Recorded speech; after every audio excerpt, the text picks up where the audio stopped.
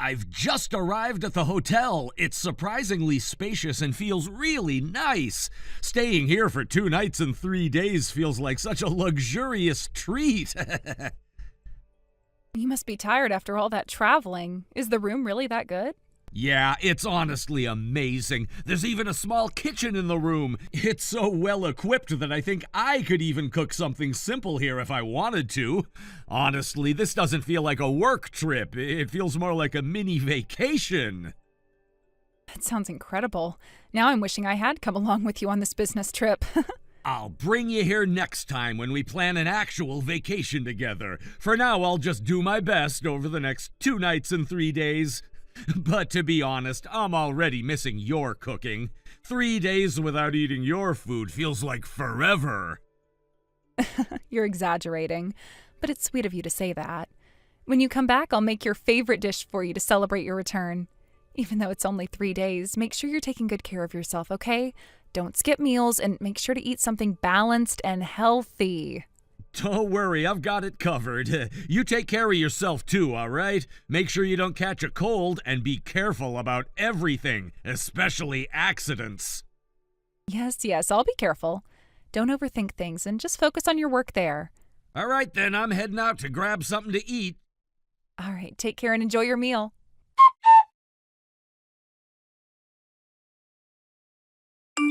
Finally, I managed to get out of the house. After being under her constant nagging, it feels so good to breathe freely again. I'll leave the hotel room key unlocked for you, so just come right in when you arrive. Honestly, my clueless wife hasn't noticed a single thing yet. It's absolutely hilarious. She keeps sending me these take care of yourself and make sure you eat messages, like she's my mom or something. Seriously, who does that? She's such a boring old hag. I can't even see her as a woman anymore, not since years ago. I wish we could hurry up and stop having to sneak around like this. I want us to be able to enjoy ourselves openly without worrying about her at all. But for now, just get here quickly. I've been waiting all day for this. Let's have an amazing time tonight. Wait, what? Oh, crap! No, wait! I sent that by mistake! Please, don't think about it. Just forget I ever sent it, okay? Forget it? Are you serious? How could I possibly forget this? What is this? What are you talking about? Am I the stupid wife you mentioned? Who was this message actually for? Tell me the truth, David. No, it's nothing like that.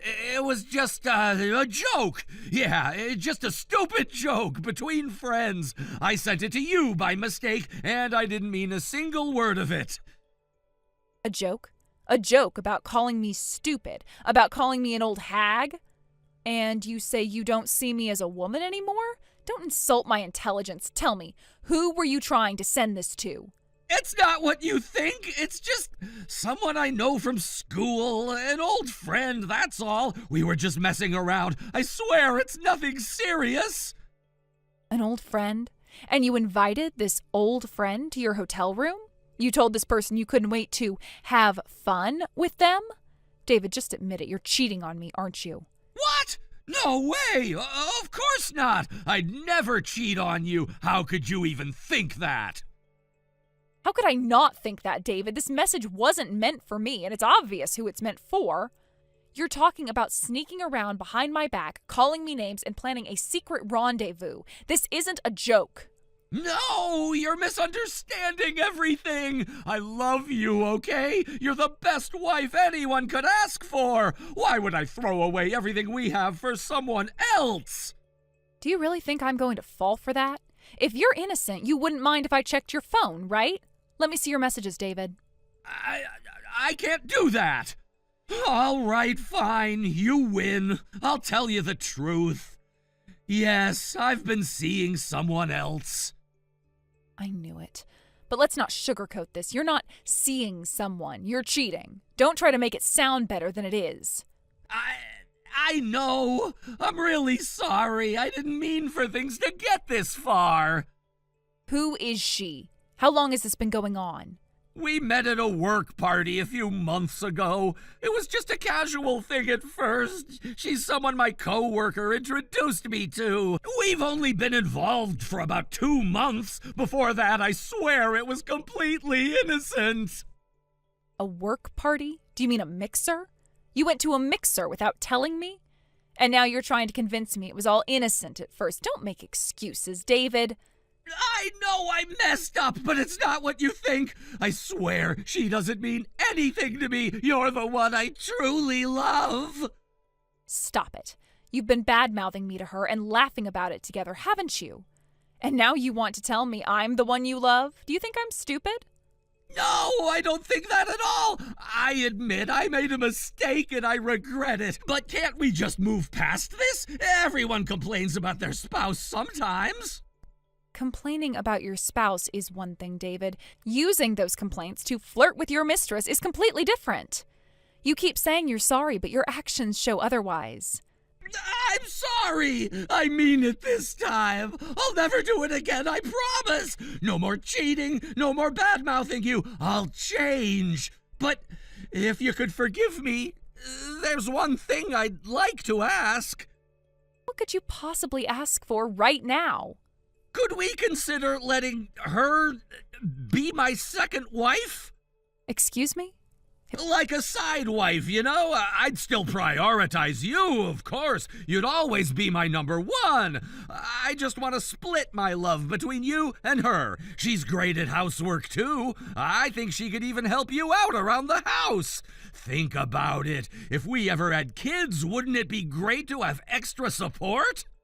Have you completely lost your mind? A side wife? What century do you think this is? And you seriously think you're capable of handling 2 wives? Of course I can handle it. Don't insult me like that. You've just wounded my pride as a man. You know what? I've had enough. I want a divorce. You want a divorce because your pride is hurt? Do you even realize how much you've hurt me? It's different for men and women. You're always looking down on me. I'm done with this. I'll divorce you and marry her instead. Fine, if that's what you want, then I'm done too. Let's get this over with quickly. You'll pay what you owe and I'll move on with my life. Fine. I'll pay you whatever you want. I don't care about the money. It's just pocket change to me. You said it. No takebacks later. Don't think I'll go easy on you. Whatever, do what you want. You know what? I'm done trying to explain myself to you. You're just impossible to talk to. Oh, I'm impossible? Coming from the man who just admitted to cheating on me and then had the nerve to ask if he could keep both me and his mistress? Do you even hear yourself, David? I was trying to be honest. Most guys wouldn't even admit they were wrong. I came clean because I respect you enough to tell you the truth. Respect me? You've disrespected me in every possible way. Cheating, lying, bad-mouthing me, and then trying to justify it all like you've done nothing wrong. That's not respect, David. That's just arrogance. Arrogance? I've been the one holding this family together for years. Do you even realize how much pressure I'm under? You don't see what it's like at work, having to be the breadwinner while you're at home complaining about everything I do. Complaining? Is that what you call asking for basic decency and partnership? I work hard too, David, even if it's not in an office. Or have you forgotten that this house doesn't run itself? Oh, please, don't give me that. You have it easy compared to me. Easy, is that what you think? Managing everything at home while dealing with your disrespect is easy? Do you even know what it feels like to be constantly belittled by the person who is supposed to love and support you? And do you know what it's like to feel unappreciated no matter how much I provide?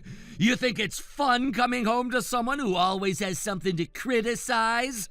Maybe if you'd show me a little more affection, I wouldn't have looked elsewhere. Unbelievable. So now it's my fault you cheated. You're blaming me for your inability to stay faithful? I'm just saying that relationships are a two-way street. You weren't exactly the perfect wife, you know. Oh, I'm far from perfect, but at least I didn't betray you. I didn't go behind your back, disrespect our vows, or drag your name through the mud. I had my faults, but I was loyal. Can you say the same? Look, I already said I was sorry. What more do you want from me? Blood? What I wanted was a husband who respected me enough not to cheat, but clearly that was too much to ask. Fine, you've made your point. I screwed up, but we can't undo the past. We can only move forward. Move forward with you after everything you've done? That is not moving forward. That is setting myself up for more pain. You don't even want to try to rebuild what we had? What we had? David, what we had is gone. You destroyed it the moment you decided I wasn't enough for you. I'm not going to listen to what you have to say anymore, David. I'll get in touch with you again later, with a lawyer.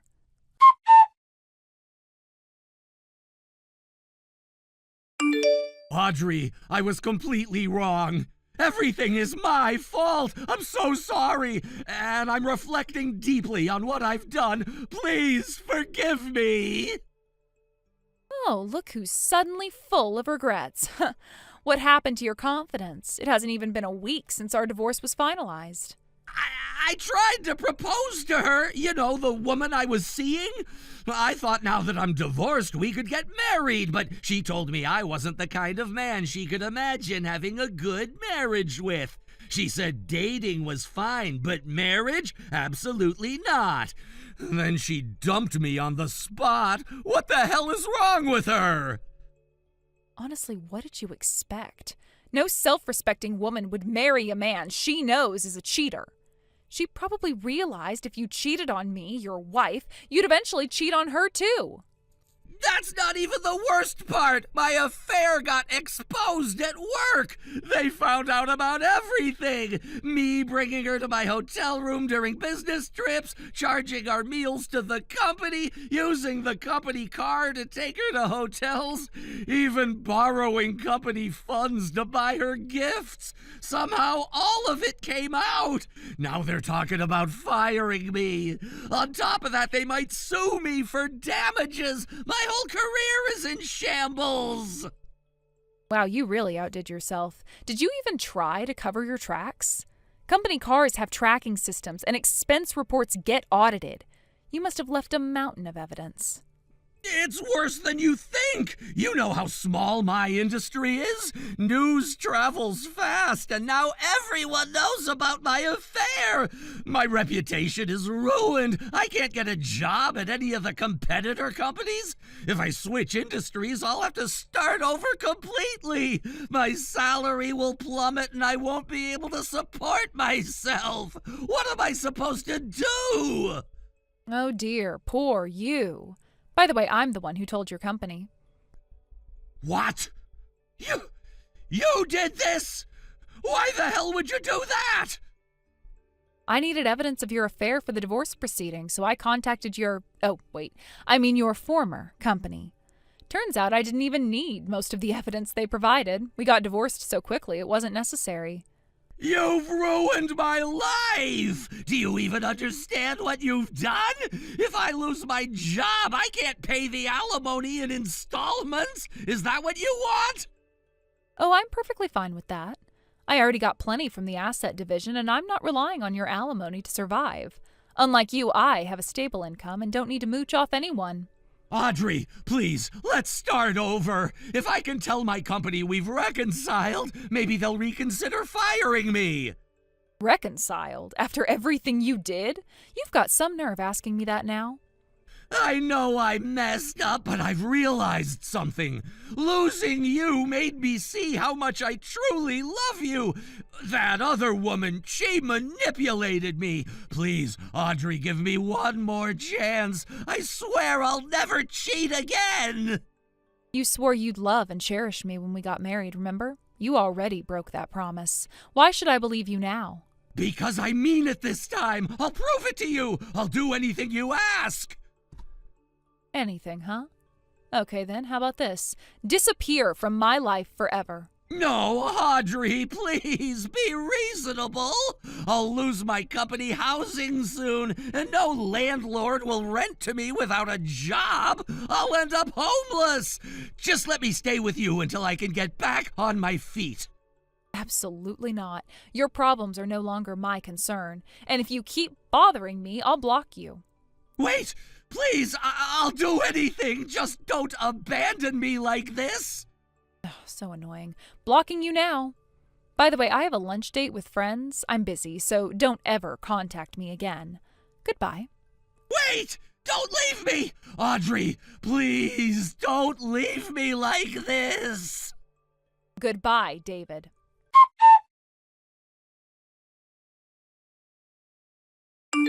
After that, David tried various ways to make contact with me. He would lie in wait trying to ambush me whenever he thought I'd be somewhere. He sent me letters, packages, and even small personal items. It seemed like he was desperate to get my attention, though it was clear he was doing so with a mix of obsession and frustration. At first, I was a bit unsure about what to do. I didn't want to overreact, but at the same time, there was something unsettling about how persistent he was. It felt like he was crossing boundaries in ways I couldn't ignore. So after considering it for a while, I made the decision to contact the police. I didn't want to escalate things unnecessarily, but the situation had gotten to a point where I felt I had no other option. I needed to feel safe again. The police took my complaint seriously, and they were able to track down David. They gave him a stern warning, explaining that his actions were not only intrusive, but could also lead to legal consequences if he continued down that path. It seemed that the warning had the desired effect, as David, who had been so bold before, became noticeably more subdued after that. He stopped showing up at places I frequented and seemed to back off in terms of direct contact. There was an eerie silence where he had once been so persistent. I don't know if he was genuinely scared by the warning or if he simply realized he couldn't keep pushing things further without facing consequences. Regardless, I felt a sense of relief, even though I knew it might not be the end of it. It wasn't long before I heard some unsettling news about David's situation. Apparently, he had been let go from his job. It was unclear whether his behavior had influenced this decision, but the timing was suspiciously coincidental. I had no idea what had been going on at his workplace, but I could only imagine how his obsession might have affected his professional life. If he couldn't maintain his composure and professionalism with me, it was entirely possible that his behavior had been equally erratic in other aspects of his life as well. Losing his job had a severe impact on David. He had also lived in a company-provided apartment. When he was dismissed from his position, it seems like he was also kicked out of the company housing. The reality of his situation must have hit him hard, no longer employed and with no place to stay. David found himself in a dire position. Without a steady income or place to live, he became increasingly isolated. From what I heard later, David had become one of the many people who struggle to find housing, even in the short term. He became what's often referred to as a net cafe refugee. For those unfamiliar with the term, a net cafe refugee is someone who, due to financial difficulties or lack of permanent housing, ends up spending their nights at internet cafes.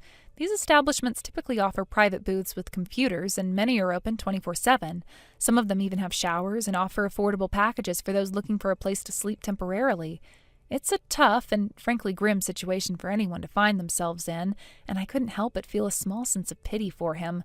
While I was also grateful that he wasn't a constant presence in my life anymore, I also couldn't deny the harsh reality that he was now living through. The idea that David, who once seemed to have everything under control and who had been so intent on controlling and manipulating his relationship with me, had now become a person without a job, without a home, was jarring. His obsession with me, which had once felt so overpowering and suffocating, had ultimately contributed to his downfall. He had pushed everything too far, and now he was left with the consequences of his actions. In a way, it was almost poetic. The very thing he had done in an attempt to keep me within his reach had instead led to his complete isolation. He had thought that if he could just make contact with me one more time, if he could just get me to acknowledge him, everything would somehow fall into place for him. But instead it had all unraveled. Now he was living on the fringes of society, surrounded by strangers in a place that wasn't his home, with nothing but his own choices to blame. Despite the complexity of the situation, I couldn't afford to dwell on David's fate. While his actions had disrupted my life in unsettling ways, I had my own path to follow. I had to focus on my work, my friends, and the life I was trying to rebuild after everything that had happened. I couldn't let myself get caught up in what was happening to him, even if it was partly a consequence of his own making. But it's hard not to wonder how things could have turned out differently if David had just respected the boundaries I had set from the beginning. If he had accepted the end of our relationship and moved on, perhaps he wouldn't have found himself in such a devastating position. Instead, his refusal to let go, his relentless pursuit of a connection that was no longer there, had left him with nothing. As time passed, I occasionally thought back to those dark days when I felt constantly on edge, never knowing if David would show up out of nowhere or send another strange letter. The anxiety had become overwhelming at times, but now I could look back with some distance and reflect on the fact that, despite everything, I had made it through. I had taken control of the situation, sought help when I needed it, and managed to regain my sense of safety. For David, on the other hand, the journey was much more uncertain. The future was no longer in his hands, and he was left to face the harsh consequences of his obsession. It's a tragic story, one of a man who lost his way, consumed by his fixation on someone who was never going to be a part of his life the way he had imagined. And in the end, it was his obsession that led him to lose everything he once had. Thank you for watching. Please subscribe and hit the like button. See you next time.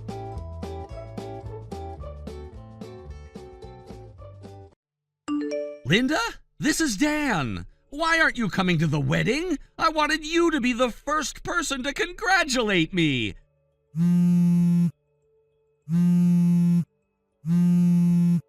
What's going on? It's the wedding invitation, the one I gave to Rachel to pass along to you. Why in the world did you return it with not attending marked on it? Why, isn't it obvious?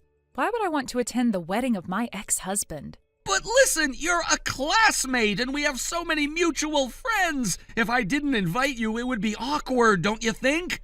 It wouldn't be weird at all if you came just like it were a school reunion. No big deal. No, I can't do that. Actually, a lot of people already know that we're divorced, and if they see your ex-wife showing up at the wedding, it's going to make things really uncomfortable. The bride probably won't be too happy about it either. So please, don't worry about it. You can just go ahead and have your wedding without worrying what I think. It's your day, after all. But you see, that's not exactly how it works. What do you mean? Actually, I want Rachel to be the flower girl. What? Rachel as the flower girl? My wife, Kylie, she's 21 and half Japanese, has spent a lot of time living in Asia. Because of that, she doesn't have any friends here in the U.S. who could be a flower girl. So it's only natural for me to handle this. It's my responsibility, right? But asking your ex-wife's daughter, the daughter of your ex-wife, to be part of the ceremony? That's a bit much, don't you think? Isn't it a great idea? Are you serious? If Rachel thought of you as a father, that would make sense, but do you even realize how long it's been since you last saw her? She knows you only through pictures. And do you think it's a good idea to ask her to do this for free? But listen to me, no matter what, Rachel is still my daughter. On the wedding day, she would only need to fulfill a small role. She'll get to wear a beautiful princess dress and she'll be thrilled. She'll love it. You're being incredibly naive. What about Kylie, the bride? Is she okay with this idea? The child from your past marriage stepping into the wedding like this? If I were her, I would be uncomfortable with it. This isn't a problem. I've told Kylie that Rachel is just a friend of mine. Wait, hold on a second. What? Please tell me you didn't leave out the fact that you actually have a daughter to Kylie, right? You didn't keep that from her, did you? Oh, I just told her I'm divorced. I didn't go into any more detail than that. What? Why didn't you tell her about your daughter? Kylie is still only 21 years old, you know. I didn't want to burden her with that information. It would be too much to handle. But age isn't the issue here. It's not about how old she is or whether you think she can handle the truth. It's about honesty, and you should have been open with her about having a daughter. Well, I'll bring it up eventually. I'm just waiting for the right moment. Please, leave this matter in my hands. Waiting for the right moment? This isn't something you can put off. Oh, come on. There's no need to overthink this. Kylie and her family are really easygoing and understanding, so everything will be fine. I'm sure of it. What do you mean by that? Look, if this situation causes any problems down the line, don't involve Rachel or me. We can't take responsibility for any of this. Okay. In the end, I've decided to ask Rachel to be the flower girl after all. No, I refuse. What? Why? I already explained why. Plus, Rachel is old enough to understand a lot of things by now. She knows that her parents' divorce is because of your infidelity. She probably figured that out on her own already without me having to say anything. But that was years ago! The person I'm marrying now is not the same person you were involved with at that time. We should all just move on and let go of the past. I'll come to the wedding and put it behind me. Let's move forward, all right? You can't just make decisions like that on your own. Rachel and I are not going to the wedding. That's final. Okay, but let's at least think about it for a second. You don't think Rachel might want to be a part of something as special as a wedding? It might be her only chance to wear that kind of dress, you know? And don't tell me she hasn't been thinking about it. Every little girl dreams of being the flower girl in a wedding. I'm not asking her to play a major role, just a small one. It won't hurt anyone. No, it's not about that. It's about the fact that you're asking someone who hasn't even seen you in years to step into a situation like that. You're not considering the emotional weight it might carry. I get it. You're worried. You think I'm rushing into things and putting Rachel in an uncomfortable spot. But trust me, I've thought this through. I've made sure that Kylie won't have an issue with it, and I know Rachel. I know she'll enjoy it. It's a small role and it's just for one day. You're overthinking everything. Let it go. I am not overthinking it. I am trying to protect Rachel from this whole mess. She's been through enough, and you know it. The last thing she needs to be is put in an awkward situation at your wedding. And trust me, it would be awkward for her too. But Rachel isn't a child anymore. She's an adult. She's been through a lot, but that doesn't mean she's incapable of handling something like this. And she's not gonna be upset. If anything, she'll be excited. What's the harm in letting her be part of it? It's not about the harm. It's about respect. Respect for what's happened in the past and for the people involved. You can't just wipe all of that away and pretend nothing happened. Look, I know we didn't end things on the best terms, and I'm not trying to pretend otherwise. But this is my wedding. This is a new chapter in my life, and I want to celebrate it with the people who matter to me. Rachel matters, and I would like for her to be a part of it, even if it's just in a small way. You can't expect me to just get over everything and accept it like it's nothing. There is a lot more to this than you think.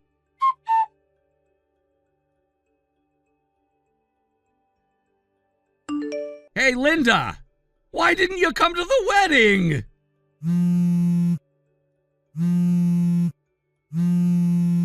Hey!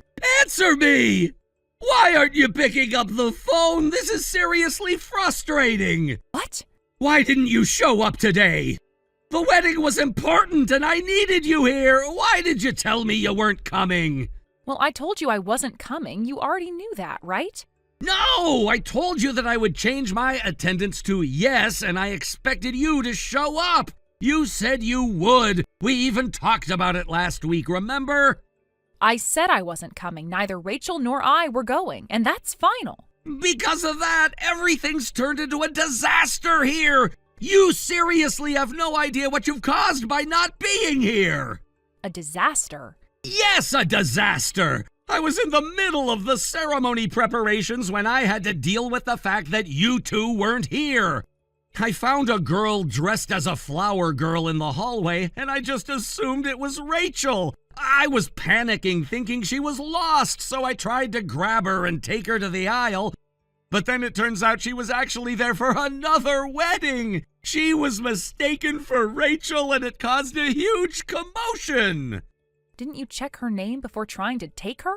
I didn't have time to check. It was right before the ceremony, and I was rushing around to make sure everything went smoothly. It's easy to mistake someone in a flower girl dress for Rachel, especially when you've only seen her in photos for so long. You know, I've been living with this chaotic wedding planning for weeks now, so seeing someone who looked like Rachel made me panic. Well, about that, I've heard most of what happened from friends who were attending your wedding. What? You heard what happened? Yes, honestly, I am just kind of dumbfounded by everything. You're really putting me in a tough spot right now. What do you mean? That girl you mistook for Rachel was actually only 8 years old, huh? I heard that she was way younger than Rachel. What does that have to do with anything? She was the same age as Rachel, as far as I could tell. Well, Rachel is 11 now. You seriously mistook an 8-year-old for an 11-year-old? That's a pretty big difference. No way! She's 11 now?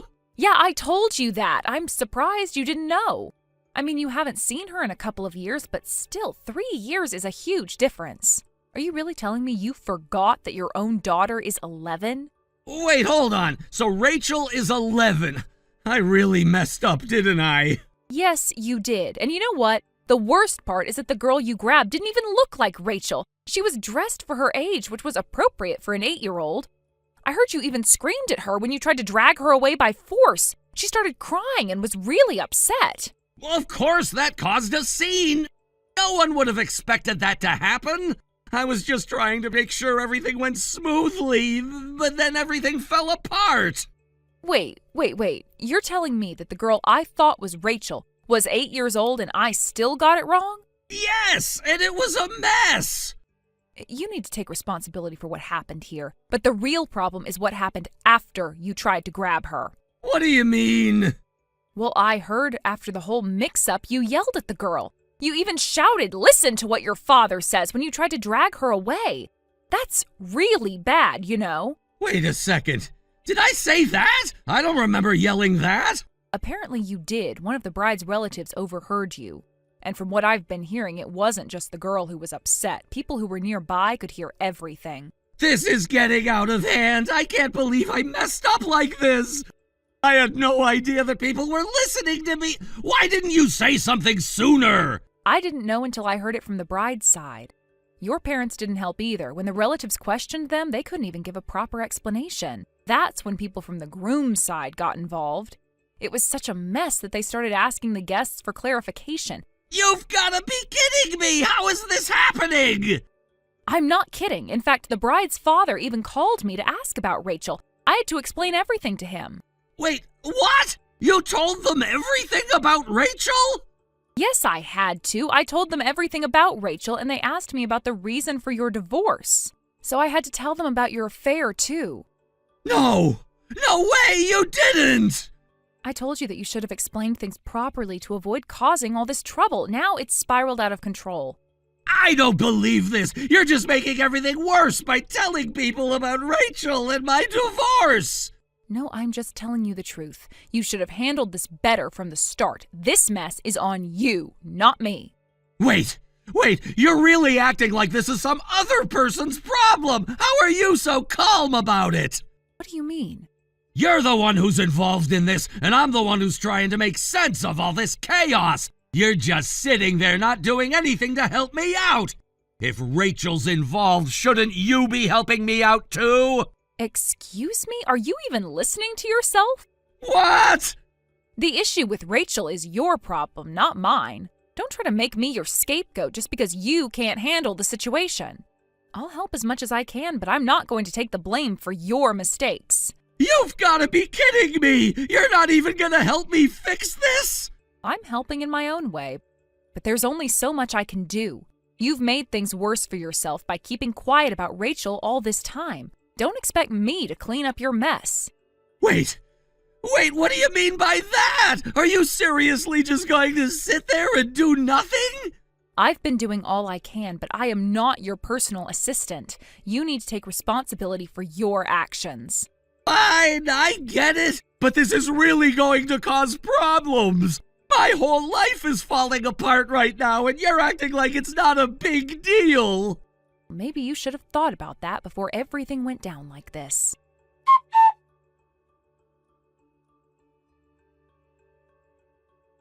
Well, I'm incredibly tired. As for what happened afterward, I only heard the general outline of the story, but, of course, my ex-husband and Kylie's relationship ended in disaster. They broke up as expected. There were claims for alimony and compensation, and since my ex-husband had lied about not having children, the amount that was demanded from him was quite high. It seems like he had to pay a lot more than he anticipated due to that lie. On my end, I also had to chase after him for the child support payments that had been delayed. Eventually, I was able to get a certain amount out of him, though I had to make a lot of effort to get it. And so my ex-husband is currently trapped in a spiral of debt. It's really quite a mess. At one point, he even came to visit me, probably with the hope of asking for money, but the place he showed up at was the apartment I had moved out of years ago. He never thought that there could be a new resident there, and when he arrived, he mistook the man living there for my boyfriend. He caused a huge scene. The whole situation became so chaotic that the police were called. It turned into a big ruckus, and the damage he did, destroyed furniture and appliances, only made his financial troubles worse. His debts grew even larger because he had to pay for the repairs and replacements of the things he broke. Honestly, it's just exhausting. I can't believe the things that happened. It feels as though everything has come full circle. After all this time, he still hasn't learned. I guess people really don't change that easily. In some ways, I feel sorry for him, but at the same time, I can't bring myself to offer any sympathy. He made his choices and the consequences were inevitable. I'm sure he thought everything would go smoothly and that he could just lie his way out of his problems, but in the end, it all fell apart. I had my own share of struggles too after everything that happened. The divorce was painful, of course, and the things I had to deal with as a single mother weren't easy either. But I managed, I moved on, I rebuilt my life. On the other hand, my ex-husband never seemed to have a clear direction. He didn't take responsibility for his actions. I'm not surprised that he ended up in such a situation. There was always a sense of entitlement about him, like the world owed him something. It was infuriating at times. But now, seeing how things have unfolded, I can't help but feel like he deserves what he's gotten. He made his bed, and now he has to lie in it. It's not my problem anymore. I've got my own life to live, and I don't have the energy to feel guilty about his choices. I think about how things used to be, though, before all the lies and drama started. There was a time when we were happy, or at least I thought we were. Looking back, I wonder how things changed so drastically. How did we get to this point where everything became so broken? It's hard to pinpoint exactly when it all started falling apart, but I think the signs were always there, even if I didn't want to see them. It's strange to reflect on all of it now, to think about what was and what could have been. If only things had been different, maybe we could have avoided all the pain and hurt, but that's just wishful thinking. The reality is that our marriage was built on shaky ground, and it was bound to collapse eventually. I don't regret the decision to leave, not for a second. I think it was the best thing I could have done for myself. But sometimes, I still find myself wondering about the what-ifs. What if things had turned out differently? What if we had worked through our issues? What if we had been able to trust each other? I guess I'll never know. And that's okay, I've made my peace with it. My life now is so much better than it was back then. I'm in a place where I can finally breathe. I don't have to constantly worry about what my ex-husband is up to or whether he's going to pull some ridiculous stunt to try and manipulate me. I've found peace, and that's something I never had when we were together. When I look at my current situation, I can't help but feel a sense of relief. I'm free from the past, free from the chaos he brought into my life. It took a long time to get here, but I'm finally in control. It feels good to be in charge of my own future.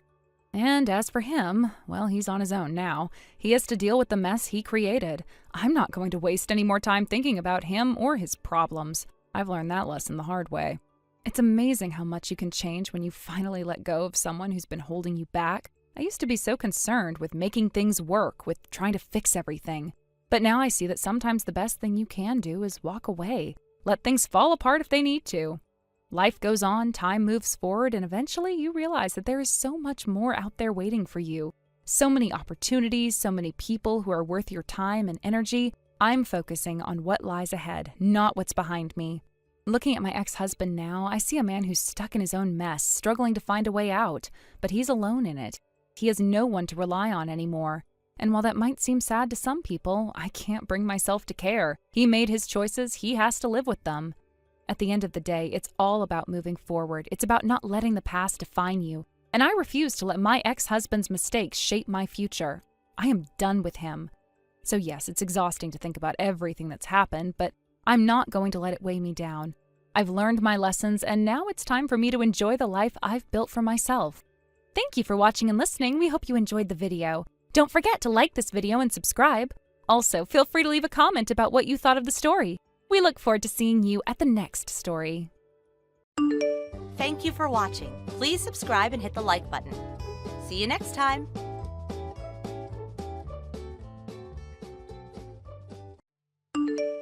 Molly, are you home today?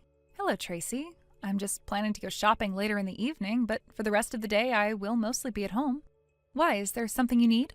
Great! In that case, I'll drop Kat off at your front door. She's a little bit sleepy right now, so you can just take her to your bed and put her to sleep there. Please take care of her for me, okay? Wait, what? What exactly are you talking about? You're bringing her to my house? Oh, I'm heading out with my boyfriend right now. Boyfriend? Yeah, I found this amazing guy on a dating app a little while ago. He's totally my type, so I decided to match with him. And guess what? We've been chatting and now we're finally going on a date. Wait a second, you're seriously leaving Kat with someone else just so you can go on a date? Don't worry about it. Kat's not picky at all when it comes to food, so just give her whatever you've got. Anyway, thanks. I'll leave the rest to you. Wait, hold on a second. You can't just drop this on me out of nowhere. I mean, Kat's already sitting by my front door, but at least tell me when you'll be back. I need to know how long I'm supposed to take care of her. Tracy? Tracy, are you even listening to me?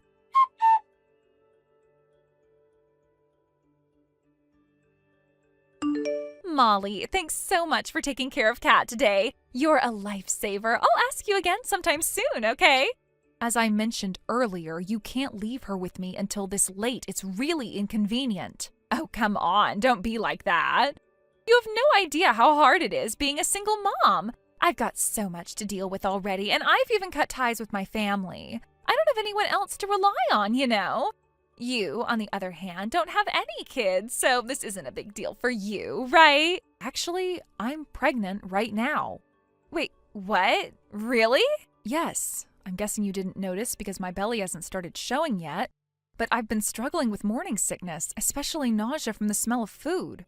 Even though I'm not feeling well, I had to prepare meals for Kat, keep an eye on her while she was running around the house, and somehow managed to lie down whenever I could before my husband came home. It was an incredibly exhausting day. But you still managed to take care of her, didn't you? I had to push myself way beyond my limits to do that. Please, I'm begging you, don't ever ask me to do this again. I'm at a critical stage in my pregnancy right now, and I really can't handle the extra stress. Ugh, fine, whatever.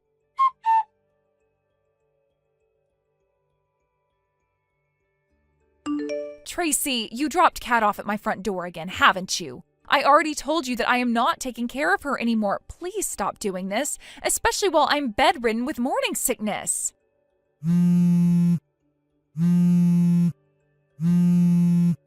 Tracy, I can see that you've read my messages. If you don't stop this nonsense, I'm going to report you to Child Services. Oh, come on. Today I'm going on a day trip with my boyfriend. Excuse me? This is the perfect chance for you to step up as Kat's exclusive babysitter. Exclusive babysitter? I never agreed to such a thing.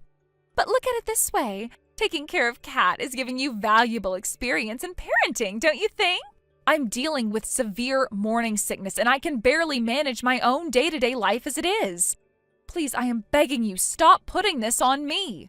Oh, stop being so uptight. It's not good for the baby if you're all stressed out, you know. Who do you think is causing me this stress in the first place? I'll be back tonight. I'm telling you, this is a huge problem for me. Well, I want to enjoy some quality time with my boyfriend, so I'm turning off my phone now. Tracy, hey, don't you dare hang up on me.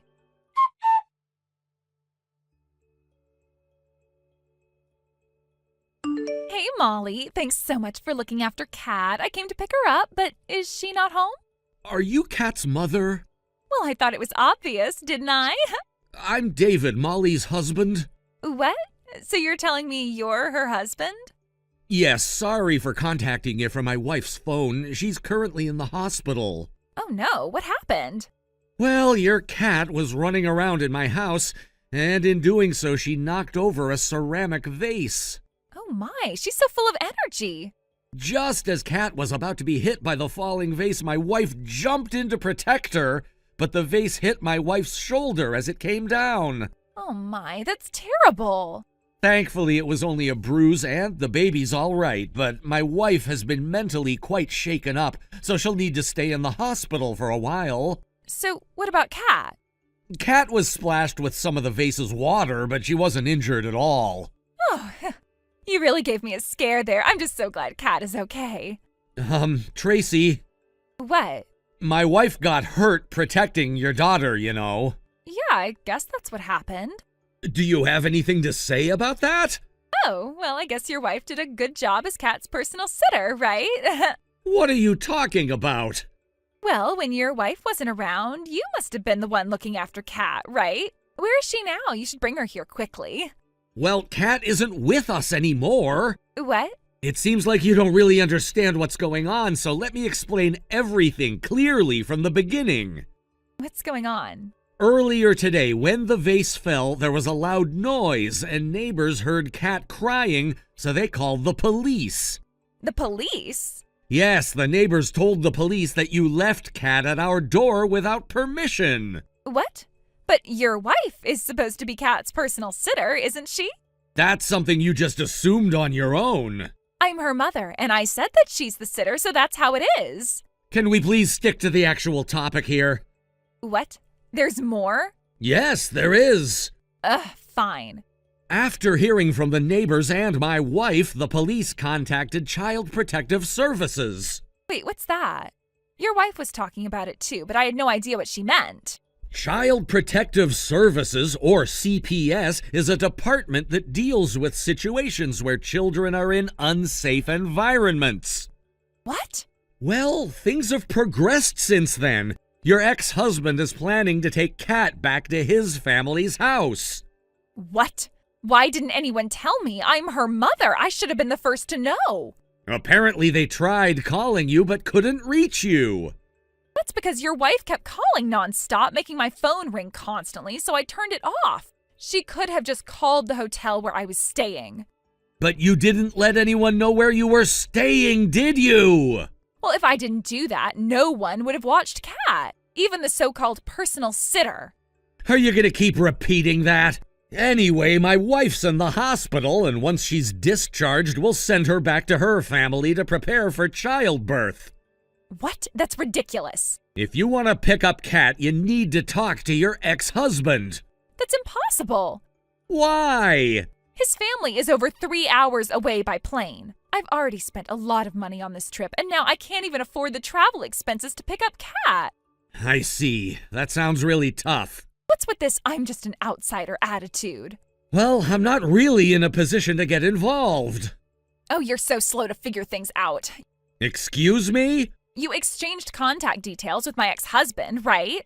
Why don't you just contact him and tell him to bring Cat here? Why don't you contact him yourself? I deleted his number, so I don't have it anymore. Well, if you know where his family lives, why don't you just go there and pick her up? Well, then give me the money for the travel expenses. I'm not responsible for paying that. Then you go pick her up yourself and take responsibility for it. I have no responsibility for that either. What is your problem? I'm not responsible. I'm not responsible. You useless person. It's really not my fault. I already talked to my wife about it. Oh, finally? You should have done that from the start. So, will you bring Cat here? We won't return her to you under any circumstances. What? We're planning to fight for custody. What are you talking about? My wife and I have decided not to have anything more to do with you, so we'll be leaving now. Wait, your wife is Cat's personal sitter. That's abandonment. That's neglect. You need to take responsibility for everything up until the very end. Are you even listening to me? Oh, I'm listening. Trust me, I'm listening. I just don't care about what you're saying anymore. What? How can you say that? You've already caused enough problems. My wife is dealing with this issue, not you. And now Cat's well-being is in the hands of the courts. The courts? What does that even mean? It means that you've been an irresponsible parent and now you're throwing a tantrum because things aren't going your way? I'm not throwing a tantrum. You have no right to speak to me like that. I have every right. You don't get to dictate what happens with Cat anymore. This is insane. You think you can just take her from me without any consequences? It's too late for you to do anything about it. Cat's future is already being decided and you have no say. I'll make sure you regret this. I'll fight you until the very end. Go ahead, you won't get far. This isn't over. I'm going to make sure you pay for what you've done. Goodbye, Tracy. Wait, just one more thing. I will make sure you regret everything you've done. I'm sure you'll try, but you're too late to change anything now. You've taken everything from me. I won't let this go. You'll see. If you think I'm afraid of your threats, you're wrong. I've been through worse. You're just heartless. You don't care about Cat at all. Of course I don't care about her. She was neither my wife's or my child to begin with. You can't just walk away from your responsibilities. I'll fight you in court, and I'll win. Mark my words, David, you'll regret this. Goodbye, Tracy.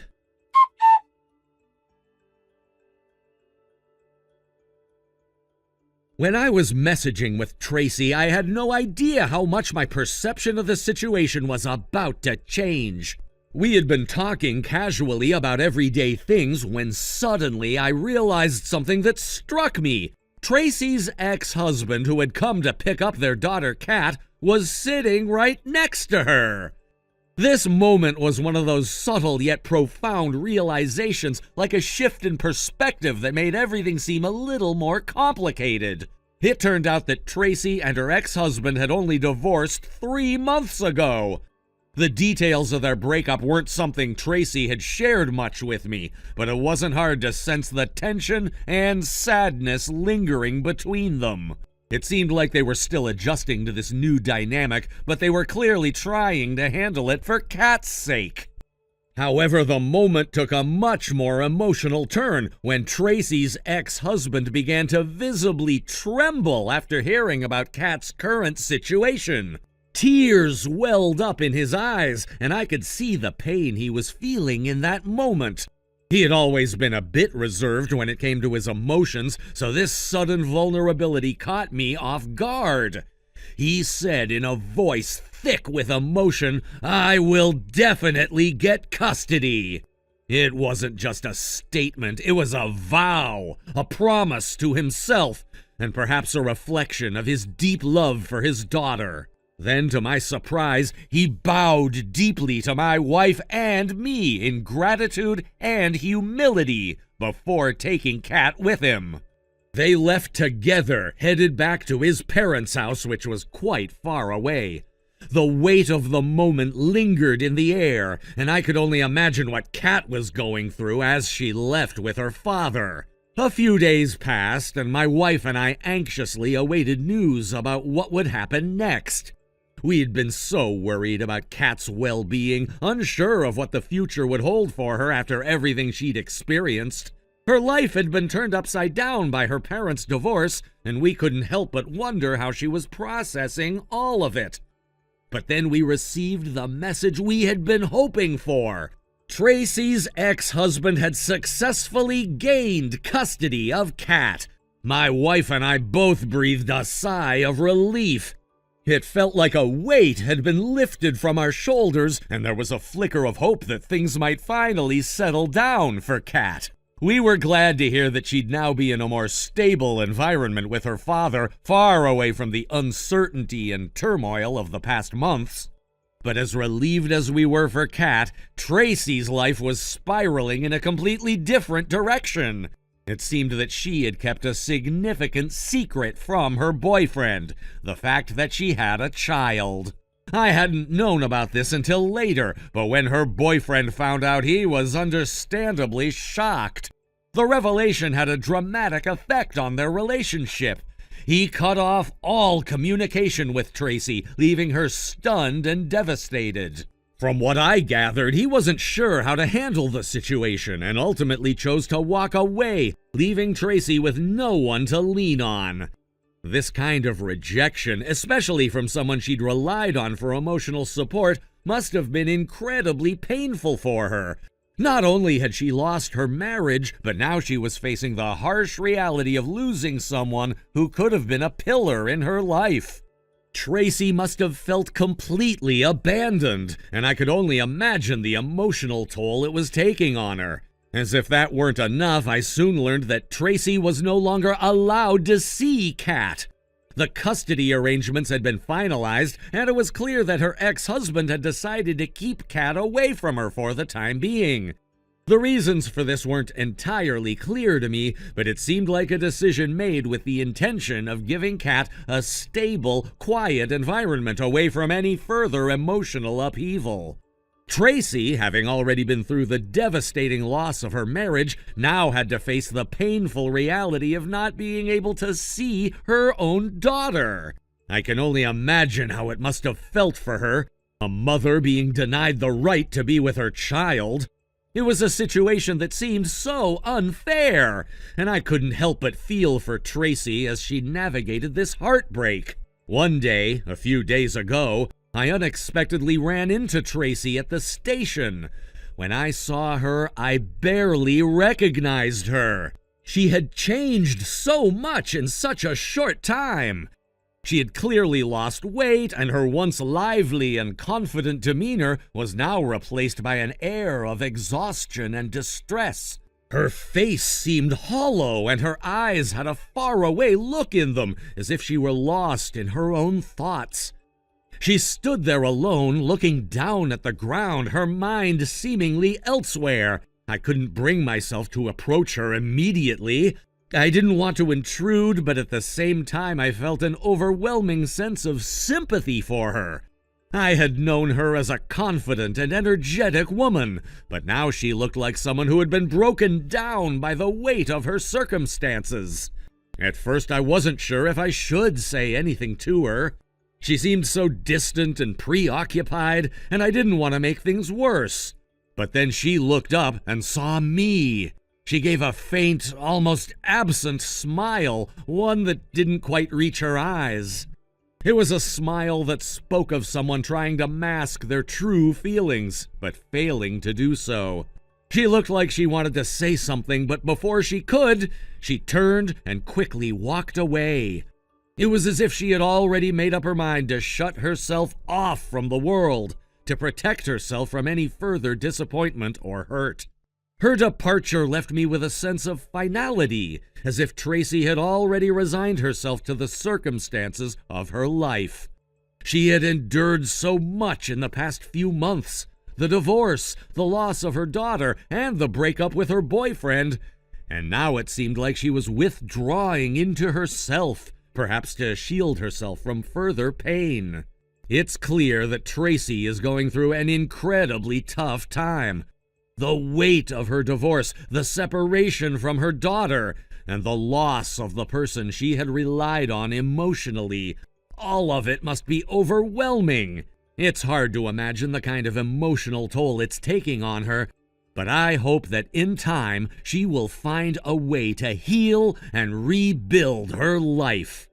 The road ahead may be long, but it's not impossible. As for Kat, I hope she thrives in her new life with her father, and that she finds the love and support she needs to grow and heal. This situation has been difficult for everyone involved, but sometimes the hardest part is just taking the first step toward healing. Tracy may not see it now, but eventually she'll have the strength to rise from this. Everyone deserves a chance to start over. Thank you for watching and listening. We hope you enjoyed the video. Don't forget to like this video and subscribe. Also, feel free to leave a comment about what you thought of the story. We look forward to seeing you at the next story. Thank you for watching. Please subscribe and hit the like button. See you next time.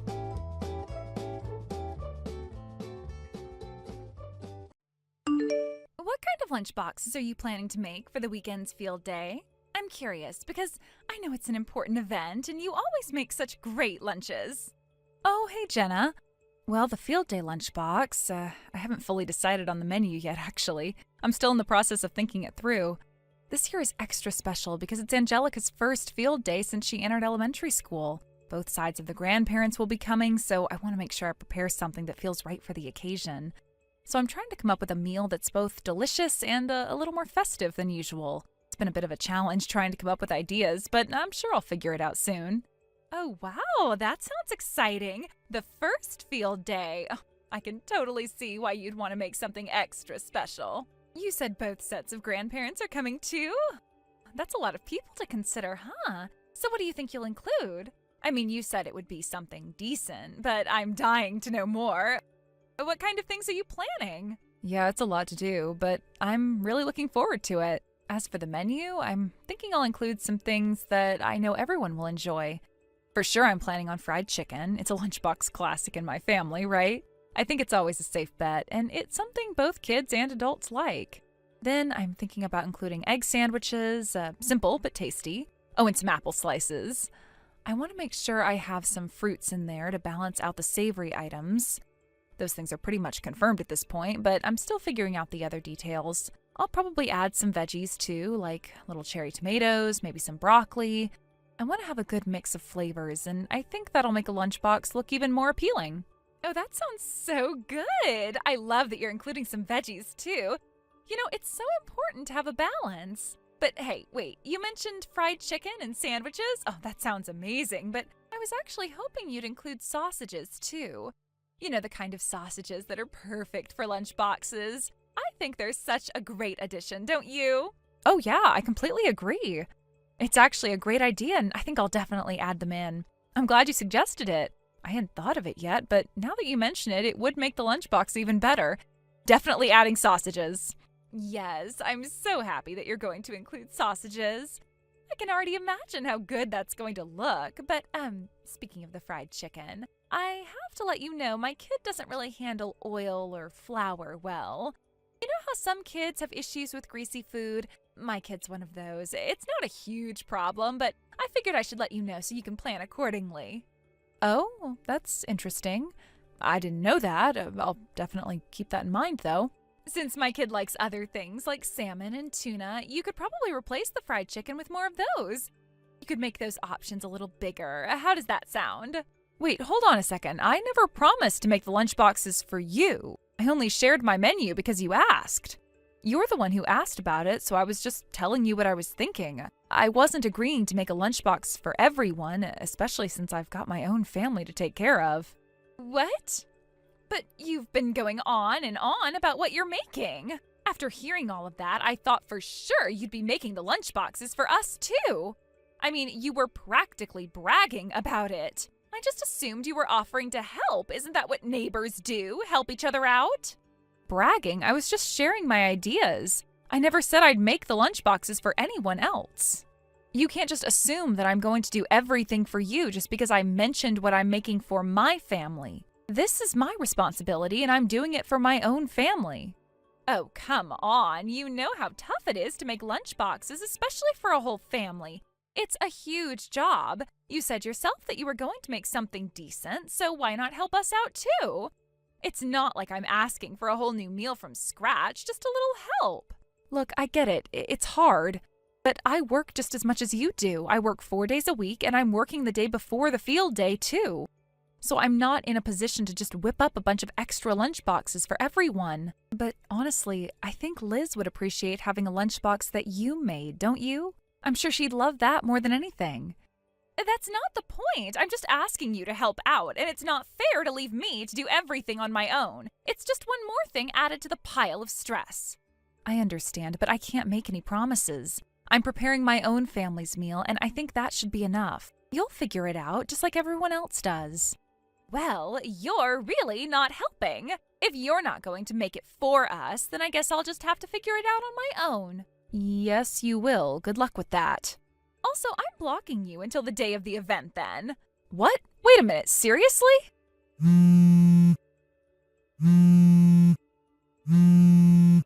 Diana! I'm telling you, no matter what you say, I won't make it.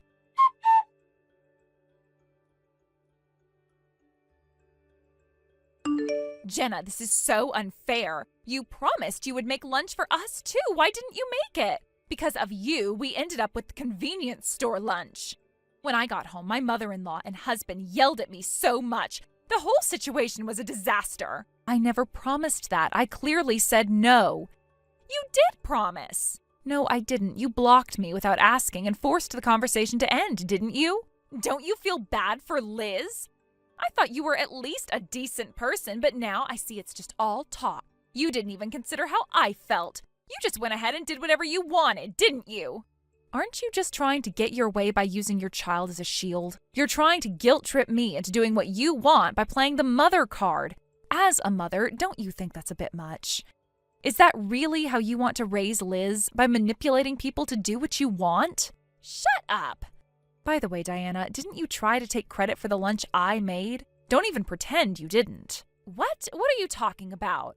I heard from a mom who used to be at the same kindergarten as Liz that you did the same thing at the kindergarten sports day. Don't try to act like you don't know what I'm talking about. Huh? What does that have to do with anything? Apparently, it was a success back then, but the families who were affected had to put the lunch in a big container. and then serve it into smaller plates to eat. They were trying to share the lunch, but you took that big container, loudly proclaimed, "I made lunch for someone's family," and showed off to everyone. You acted like you were the one hosting the meal, eating it without any hesitation. You didn't even leave any for anyone else. How is that acceptable? Huh? No, that's not true. You've got it all wrong. But this time, contrary to what you expected, I prepared individual lunch boxes for everyone, and they were separated from the start. I even gave them out to everyone before lunchtime. There was no opportunity for anyone to take the lunch from someone else. And naturally, there was only lunch for my family. Thanks to that, your lunch-stealing tactic didn't work this time. What? For a field day lunch, you're supposed to have a big container of lunch boxes, right? To divide it up into individual portions from the start is just crazy. Who even thinks of doing that? You have completely lost it. My husband's family always did it like that, so I just followed their way. It's not a big deal. That's called being a slave to your mother-in-law. It's foolish to just obey her even though she's your enemy. Why would you let someone control you like that? Don't you have a mind of your own? My mother-in-law also had her lunch stolen during her child's kindergarten field day, and the next year she almost had it happen again. So after thinking it through, she came up with a way to protect herself, and I just copied that method. It wasn't my idea, but it was the right choice. Huh? What are you talking about? Hearing all this, don't you remember anything? Does any of this sound familiar? What are you talking about? What does my mother-in-law have to do with anything? My mother-in-law said that she remembered your face when she saw you at the field day. She recalled the incident where the lunch was stolen, and apparently it was all your fault. She said you're just like your mother. Is that really so surprising? What? How could you possibly know that? Apparently you look just like your mom when she was younger, not just in appearance, but even the way you speak. Your mannerisms, everything about you, it's all the same. Isn't that a pretty harsh judgment based on just that? You can't judge someone just by their looks or the way they talk. Maybe it's just someone who happens to look like her, right? Then do you remember a boy named Sam? Huh? Who? If your mother-in-law was a target for lunch stealing, then her child must be my husband, Sam. How do you not see that? Wait, what are you saying? My husband still clearly remembers what happened. He was really looking forward to eating the sausages, but ended up having them all taken by you. When he cried and asked for them back, you just laughed and ate them all. Doesn't that make you feel even a little bit guilty? That little brat was your husband? Seriously? Are you really saying this to me? My husband was horrified by how bold you and your mother were. He felt a chill even as a child. He's never forgotten that moment, and neither is my mother-in-law. And you're telling me this is the first you've heard of it? This is so old. Why are you bringing this up now? That was years ago. The people who were affected usually remember it very well. You don't just get to brush it off like it never happened. By the way, don't you feel embarrassed about your mother and daughter both making these lunch-stealing claims for generations? Don't you feel even a little ashamed of it? What? I don't care about my mom's story. This is about you not making lunch, and now look what happened. You've ruined everything. I was known as Diana, who loves to cook, until now, and now it's all destroyed. You've made a fool of me in front of everyone. Well, it seems like all the other moms already knew about it. What do you mean by that? They knew about what happened with your mom, and they also knew about what you did at the kindergarten field day. How could you not have known this? What? So even if you had stolen my lunch this time and claimed it as your own, it wouldn't have impressed anyone. The other moms would have already figured it out, so your "I'm a capable mom" act wouldn't have worked. They would have seen right through it. Wait, no. Actually, the rumors would have gotten worse, and in the end, it would have been better for you to learn this lesson, even if it was a bit painful. At least now, you have no choice but to face the truth. You're lying, right? This can't be true. Well, now that your kid's in elementary school, it's time to face the reality. Don't think you can keep pulling these stunts forever. No way, this can't be true. I've had enough of you. I'm blocking you now. I don't want anything to do with you anymore. Wait, are you seriously blocking me? This is how you solve everything? What happened to all that talk about fairness and honesty? I can't believe you're doing this. Jenna?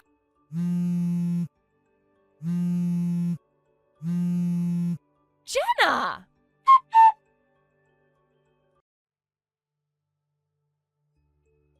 Diana was what you might call a terrible cook wife. She was fully aware of her cooking skills, or rather, her lack of them. In fact, she tried to hide it as much as possible, particularly from her husband. Diana did not want to disappoint him, and certainly she didn't want to reveal the extent of her culinary shortcomings. So she devised a clever but dishonest solution. She would buy pre-made side dishes from stores, carefully arrange them on the dinner table, and present them as though she had cooked them herself. It was her little secret, one that she believed would keep her marriage intact and prevent her husband from knowing the truth. To the outside world, everything appeared normal. The couple had been married for 7 years, and for most of that time, her husband, who was none the wiser, believed that his wife was an ordinary homemaker. She would prepare meals for him, and he would sit down and eat them, never suspecting that they weren't the product of her own efforts. The facade worked well for a time, and Diana felt that she had found the perfect solution to her cooking dilemma. Yet, despite her best efforts, the truth eventually came to light. It was not her husband who discovered her secret at first, rather, it was Diana herself who, in a moment of reflection, realized that she had been living a lie. After all, 7 years is a long time, and no matter how carefully one tries to hide something, eventually the truth has a way of surfacing. Her husband, who had never suspected anything, was the first to notice something was amiss. He began reflecting on the years that they had spent together, thinking back to various instances when the meals Diana served seemed perhaps a little too perfect, or too identical to store-bought dishes. The thought had crossed his mind occasionally, but he had never taken it seriously enough to confront her about it. Eventually, however, the truth became undeniable. Diana's husband, through his own observations and reflections, realized that his wife had been passing off pre-made meals as her own creations all these years. It was a shock to him, as he had never suspected Diana of hiding something like this. It wasn't that he disliked store-bought food, rather it was the deception that had bothered him. It was a betrayal, albeit a small one in the grand scheme of things, but it was enough to cause him to feel disappointed and hurt. At first, Diana tried to brush it off. She told her husband that it had been just a small mistake, or perhaps a moment of weakness. She assured him that it wasn't a big deal and that it wasn't something to dwell on. She even promised that things would change and they could work together to improve their cooking skills. In an attempt to restore harmony and fix the situation, Diana suggested that they both learn how to cook together. This seemed like a reasonable solution at the time. Her husband, wanting to save their relationship and move past the issue, agreed to the idea. They could take cooking classes, watch tutorials online, or experiment in the kitchen together. It would be an opportunity for them to bond and strengthen their relationship, and perhaps, over time, her husband's hurt feelings would subside. For a while, it seemed like the plan was working. Diana and her husband began cooking together, and it was clear that they both had a lot to learn. It wasn't always easy, and there were definitely some awkward moments in the kitchen as they fumbled their way through recipes. But Diana felt a sense of relief that at least her husband wasn't harboring any ill feelings towards her anymore. They were in this together, learning and growing as a couple. However, it wasn't long before Diana fell back into her old habits. Cooking together had not provided the long-term solution she had hoped for. The stress of managing the household, the pressure of cooking every day, and her own reluctance to embrace the kitchen led her to make the decision that would eventually unravel everything she had worked so hard to hide.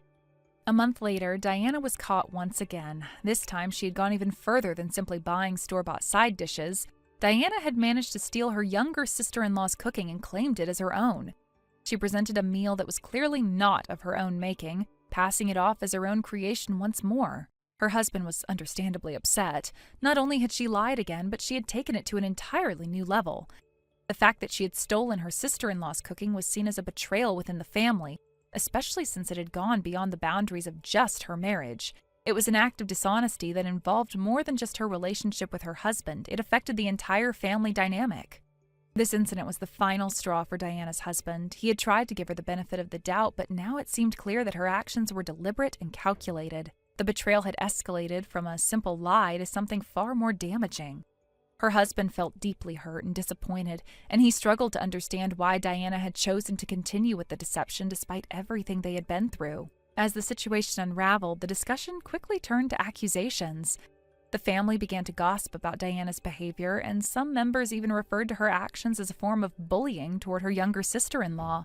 Diana's behavior toward her sister-in-law, who had been innocent in all of this, was seen as an attempt to belittle her or steal the spotlight, especially in the context of family gatherings where everyone was expected to contribute in some way. It wasn't long before Diana's husband made the difficult decision to divorce her. The trust that had been broken could not be repaired. and the emotional toll of the lies and deceit was too much for him to bear. The marriage had been built on a foundation of dishonesty, and that foundation had crumbled under the weight of repeated betrayals. After the divorce, Diana's husband moved on with his life, and Diana was left to face the consequences of her actions. She realized too late that the secrets she had kept and the lies she had told had cost her more than just her marriage. Her relationships with her family were strained, and her reputation was tarnished. Liz emerged as the true beneficiary of the situation. She moved in with her father's family and began living a life that was free from the tension and lies that had plagued Diana's marriage. Liz was able to focus on her own well-being, and more importantly, she was surrounded by the love and support of her husband's family. Growing up in a home where she was cared for and nourished by her grandmother's homemade meals, Liz thrived. The warmth and comfort of her new life contrasted sharply with the coldness that she had to endure with her mother, Diana. Thank you for watching and listening. We hope you enjoyed the video. Don't forget to like this video and subscribe. Also, feel free to leave a comment about what you thought of the story. We look forward to seeing you at the next story. Thank you for watching. Please subscribe and hit the like button. See you next time.